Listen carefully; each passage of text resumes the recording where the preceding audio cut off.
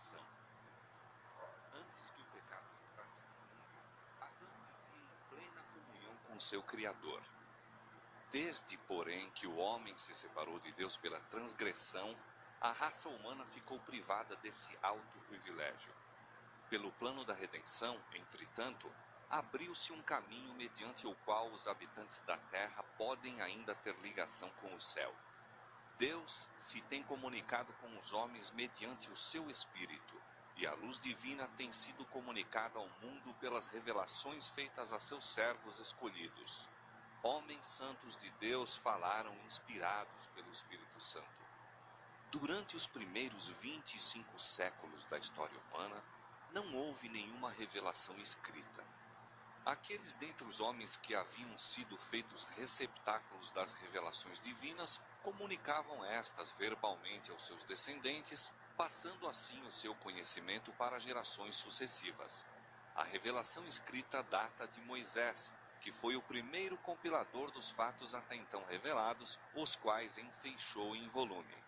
Esse trabalho prosseguiu por espaço de 1600 anos, desde Moisés, o autor do Gênesis, até João, o evangelista, que nos transmitiu por escrito os mais sublimes fatos do Evangelho. A Escritura Sagrada aponta a Deus como seu autor, no entanto, foi escrita por mãos humanas, e no variado estilo de seus diferentes livros, apresenta os característicos dos diversos escritores. As verdades reveladas são dadas por inspiração de Deus, acham-se, contudo, expressas em palavras de homens. O Ser Infinito, por meio de seu Santo Espírito, derramou luz no entendimento e coração de seus servos, deu sonhos e visões, símbolos e figuras, e aqueles a quem a verdade foi assim revelada, concretizaram os pensamentos em linguagem humana. Os 10 mandamentos foram pronunciados pelo próprio Deus e por sua própria mão foram escritos. São de redação divina e não humana. Mas a Escritura Sagrada, com suas divinas verdades, expressas em linguagem de homens, apresenta uma união do divino com o humano. União semelhante existiu na natureza de Cristo, que era o Filho de Deus e Filho do homem. Assim, é verdade com relação à Escritura, como foi em relação a Cristo, que o Verbo se fez carne e habitou entre nós. João 1,14. Escritos em épocas diferentes, por homens de origem e posição diversas, e variando entre si quanto à sua capacidade intelectual e espiritual, os livros da Bíblia oferecem um singular contraste de estilos e uma variedade de formas dos assuntos expostos. A fraseologia dos diferentes escritos diverge, expondo uns os mesmos fatos com maior clareza do que outros, e como sucede, às vezes, tratarem um mesmo assunto sob aspectos e relações diferentes, pode parecer ao leitor de ocasião e imbuído de algum preconceito que os seus conceitos divergem, quando um meditado estudo deixa transparecer claramente o seu fundo harmônico. Sendo tratada por pessoas diferentes, a verdade é apresentada nos seus diversos aspectos. Um escritor apresenta os pontos que se harmonizam com sua experiência ou com sua capacidade de percepção e apreciação, ao passo que outro prefere encarar a verdade por outro prisma. Todos eles, porém, atuam sob a direção do mesmo espírito para apresentar aquilo que mais particular impressão exerce sobre o seu espírito, resultando daí uma variedade de aspectos da mesma verdade, mas perfeitamente harmônicos entre si. As verdades assim reveladas formam um todo perfeito que admiravelmente se adapta às necessidades humanas em todas as condições e experiências da vida. É assim que Deus escolheu comunicar sua verdade ao mundo, através de pessoas que Ele mesmo, pelo seu Espírito, habilitou e autorizou para realizarem sua obra. Ele guiou a mente na escolha do que dizer e escrever. O tesouro foi confiado a vasos de barro, sem, contudo, perder coisa alguma de sua origem celestial. O testemunho é transmitido mediante a imperfeita expressão da linguagem humana, conservando, todavia, o seu caráter de testemunho de Deus, no qual o crente submisso descobre a virtude divina superabundante em graça e verdade.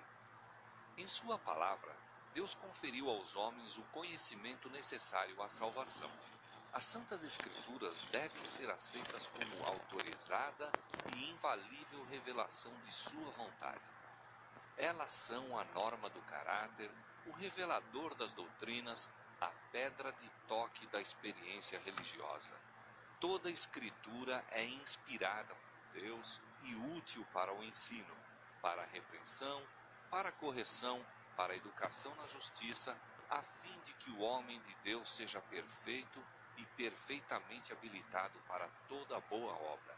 2 Timóteo 3, 16 e 17. Todavia, o fato que Deus revelou sua vontade aos homens por meio de sua palavra não tornou desnecessária a contínua presença e direção do Espírito Santo. Ao contrário, o Espírito foi prometido por nosso Salvador para aclarar a palavra a seus servos, para iluminar e aplicar os seus ensinos.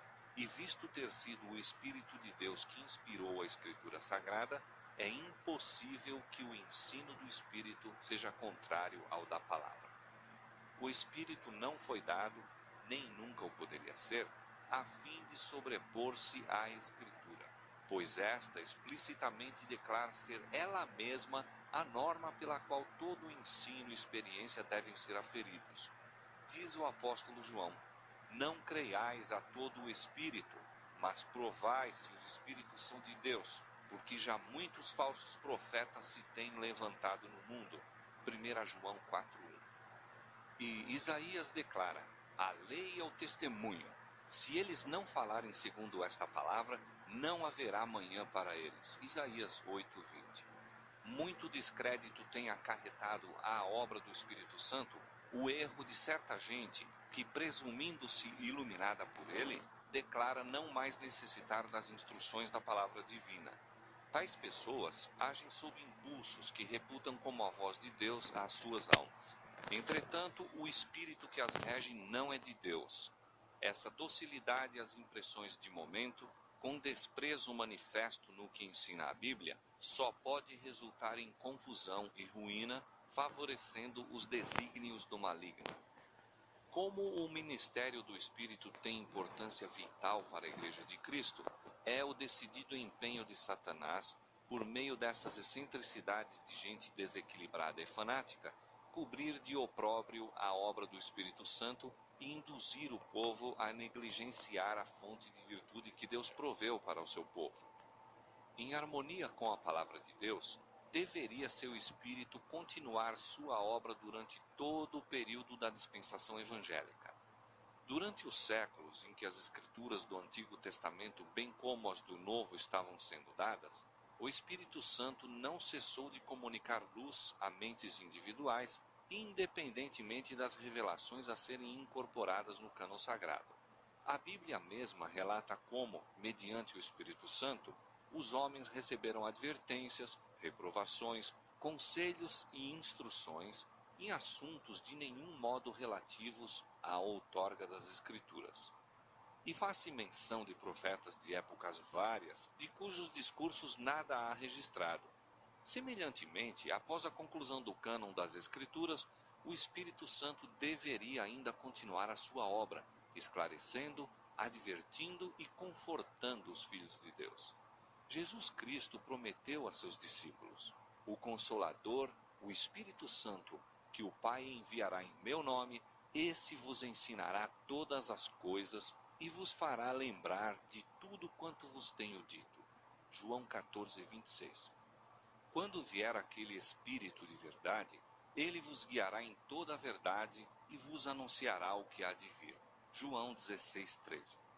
As Escrituras claramente ensinam que estas promessas, longe de se limitarem aos dias apostólicos, se estendem à Igreja de Cristo em todos os séculos. O Salvador afirma a seus seguidores: estou convosco todos os dias até a consumação dos séculos. Mateus 28:20. E Paulo declara que os dons e manifestações do Espírito foram postos na Igreja para o aperfeiçoamento dos santos, para a obra do ministério, para a edificação do corpo de Cristo, até que todos cheguemos à unidade da fé e ao conhecimento do Filho de Deus, a varão perfeito, à medida da estatura completa de Cristo. Efésios 4, 12 e 13. A favor dos crentes da igreja de Éfeso, o apóstolo Paulo orava para que o Deus de nosso Senhor Jesus Cristo, o Pai da glória, vos conceda espírito de sabedoria e de revelação no pleno conhecimento dele, iluminados os vossos olhos do vosso coração, para saberdes qual é a esperança do seu chamamento e qual a suprema grandeza do seu poder para com os que cremos, segundo a eficácia da força do seu poder. Era a ministração do Espírito, na iluminação do entendimento e desvendação dos olhos do espírito humano para a penetração das coisas profundas da palavra de Deus, que o apóstolo suplicava para a igreja de Éfeso. Depois da maravilhosa manifestação do Espírito Santo no dia de Pentecoste, Pedro exortou o povo a arrepender-se e batizar-se em nome de Cristo para a remissão de seus pecados. E disse ele: E recebereis o dom do Espírito Santo, porque a promessa vos diz respeito a vós, a vossos filhos e a todos os que estão longe, a tantos quanto Deus nosso Senhor chamar. Atos 2, 38 e 39. Em imediata relação com as cenas do grande dia de Deus, o Senhor, pelo profeta Joel, prometeu uma manifestação especial de seu Espírito. Joel 2, 28. Esta profecia recebeu cumprimento parcial no derramamento do Espírito no dia de Pentecoste, mas atingirá seu pleno cumprimento na manifestação da graça divina que acompanhará a obra final do Evangelho. A grande controvérsia entre o bem e o mal há de assumir proporções cada vez maiores até o seu final desenlace. Em todas as épocas, a ira de Satanás esteve voltada contra a Igreja de Cristo, motivo pelo qual Deus a dotou do seu Espírito e de sua graça, para que pudesse enfrentar todas as oposições do mal. Ao receberem os apóstolos a incumbência de levar o Evangelho até os confins da terra e escrevê-lo para gerações futuras, Deus lhes deu a iluminação do seu Espírito. À medida, porém, que a igreja se aproxima da hora de sua libertação definitiva, Satanás há de agir com redobrada energia. Ele desceu a vós e tem grande ira, sabendo que já tem pouco tempo. Apocalipse 12, 12. Ele operará com todo o poder e sinais e prodígios de mentira, segundo Tessalonicenses 2, 9. Durante 6.000 anos, esse espírito superior, que ocupou outrora lugar preeminente entre os anjos de Deus, tem estado devotado a uma obra de destruição e engano. E toda a habilidade e astúcia satânicas adquiridas, toda a crueldade desenvolvida nessa luta de longos séculos, serão empregadas contra o povo de Deus no conflito final. É nesse tempo, cheio de perigos, que os seguidores de Cristo terão de anunciar ao mundo a mensagem do segundo advento de Cristo, a fim de preparar um povo imaculado e irrepreensível para a volta do Senhor. Então, como nos dias dos apóstolos, a igreja terá necessidade de uma dotação especial da graça e poder divinos. Mediante a iluminação do Espírito Santo, as cenas do prolongado conflito entre o bem e o mal foram patenteadas à autora destas páginas. De quando em quando me foi permitido contemplar a operação das diversas épocas do grande conflito entre Cristo, o príncipe da vida, o autor de nossa salvação, e Satanás, o príncipe do mal, o autor do pecado, o primeiro transgressor da santa lei de Deus. A inimizade de Satanás para com Cristo manifestou-se contra os seus seguidores. O mesmo ódio aos princípios da lei de Deus, o mesmo expediente de engano, em virtude do qual se faz o erro parecer verdade, pelo qual a lei divina é substituída pelas leis humanas e os homens são levados a adorar a criatura em lugar do Criador, podem ser divisados em toda a história do passado.